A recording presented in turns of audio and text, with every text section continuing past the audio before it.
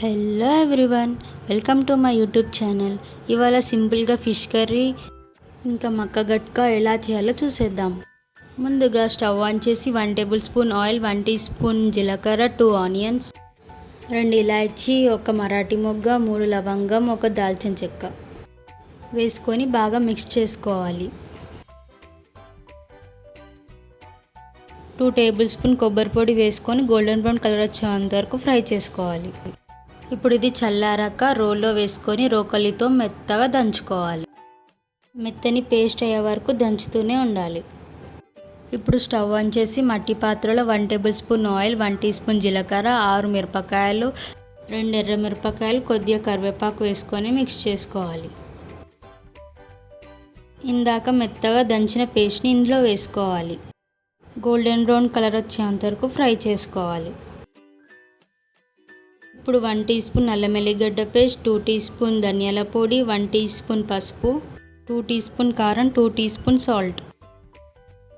ఇప్పుడు వీటిని మంచిగా మిక్స్ చేసుకోవాలి.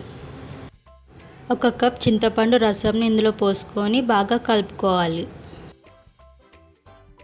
ఒక 5 to 10 మినిట్స్ మీడియం ఫ్లేమ్లో కుక్ చేసుకోవాలి. ఇప్పుడు 1 గ్లాస్ వాటర్ పోసుకొని ఫిష్ పీసెస్ని ఇందులో వేసుకోవాలి. ఇప్పుడు కొద్దిగా కొత్తిమీర వేసుకొని స్టవ్ ఆఫ్ చేసుకోవాలి. ఇప్పుడు మక్క గట్కా కోసం స్టవ్ ఆన్ చేసుకొని 2 గ్లాసెస్ ఆఫ్ వాటర్ పోసుకొని కొద్దిగా సాల్ట్ వేసుకొని బాయిల్ చేసుకోవాలి. మక్క గట్కని హాఫ్ అన్ అవర్ నానబెట్టుకోవాలి. ఒక 5 to 6 మినిట్స్ హై ఫ్లేమ్లో బాయిల్ చేసుకున్న తర్వాత మక్క గట్కని ఇందులో వేసుకోవాలి. ఒక 10 మినిట్స్ హై ఫ్లేమ్లో కుక్ చేసుకోవాలి.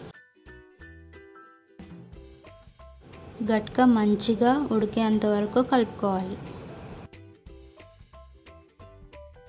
ఇప్పుడు మూత పెట్టేసి ఒక 5 to 6 మినిట్స్ మంచిగా కుక్ చేసుకోవాలి.